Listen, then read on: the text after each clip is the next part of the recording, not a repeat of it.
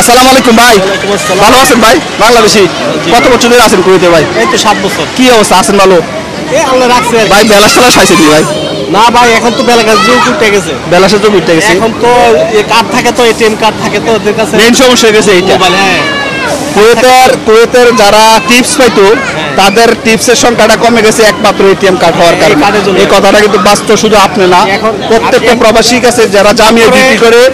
আবার এই যে ইসরায়েল ফিলিস্তিন তো সব পয়সা দিয়ে দেয়, মানে ফিলিস্তিনের কাছে সব পয়সা দিয়ে দেয়, মানে এই জন্য বেলার সংখ্যাটা একেবারে কম। জাকাত ফান্ডে ওদিকে দিয়ে দেয়, জাকাত ফান্ডে দিয়ে দেয় না, এই জন্য আর কুয়েতে যে এই জন্য কুয়েতিরা মন মানসিকতা আগের মতো আমরা নাই, তো খাইয়ে বেঁচে আছি, মানে আমরা কোনো বেতন নিয়ে আসি আর আর এরা তো খুবই সমস্যায় আছে। আচ্ছা, কত টাকা বেতন পান আপনি? আমরা 80 টাকা স্যালারি। 80 টাকা স্যালারি। ওভার টাইম করেন নাকি? এটা ওভার টাইম।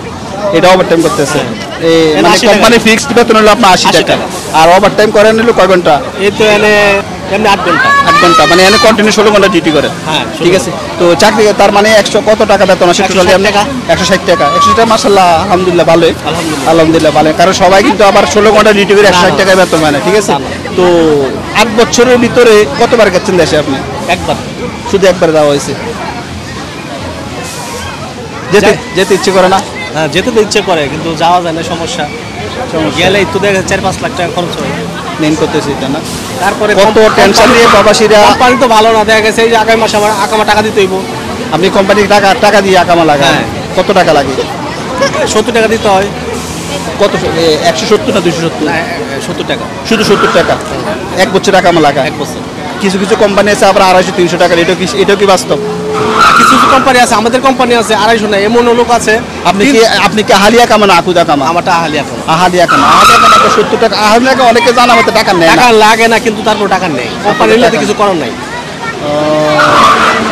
আপনি 8 বছর হয়েছে কুয়েত আসছেন? 8 বছর। ঠিক আছে।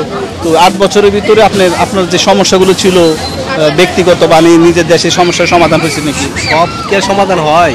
তাইলে 8 বছরে একবার দেশে গেছি, 2022-এর লাস্টে। ইচ্ছে করে না আবার দেশে যাইতে? এই যে ইচ্ছে করতেছে যাওয়ার, পারতেছেন? অনেক প্ল্যান করে যাবো, কিন্তু যেতে পারি না। বিয়ে করে আসছি আজকে 2 বছর। নতুন বিয়ে করে আসার পরে গেছেন নাকি? আর যাই নাই। আর জানি না।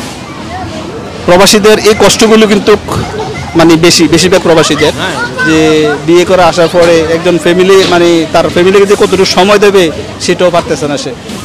মানে সময়টা, মানে দেখা গেছে একটা প্রবাসী যখন বিয়ে করে আসার পরে 10 বছর 15 বছর তাকে 1 বছরও সময় দিতে পারে না তার ফ্যামিলিতে। অনেক কি আছে, 1 বছর পায় না। সবচেয়ে দুঃখ বেশি দেখেন ঈদের দিন আজকে তাও ফ্যামিলির জন্য, ফ্যামিলির সুখের জন্য তাও ডিউটি করতেছে, কাজ করতেছে। ভাই আসলে অনেক খারাপ লাগে। তো আমাদের পার্ট টাইম জব করতেই হবে, কারণ এই জায়গায় বাধ্য হয়ে করতে থাকে। ঠিক আছে, ভালো থাকবেন। ভালো থাকবেন সবাই। আর ভিডিওটি যাদের ভালো লাগে প্লিজ সবাই লাইক, কমেন্ট এবং শেয়ার করবেন। আসসালামু আলাইকুম।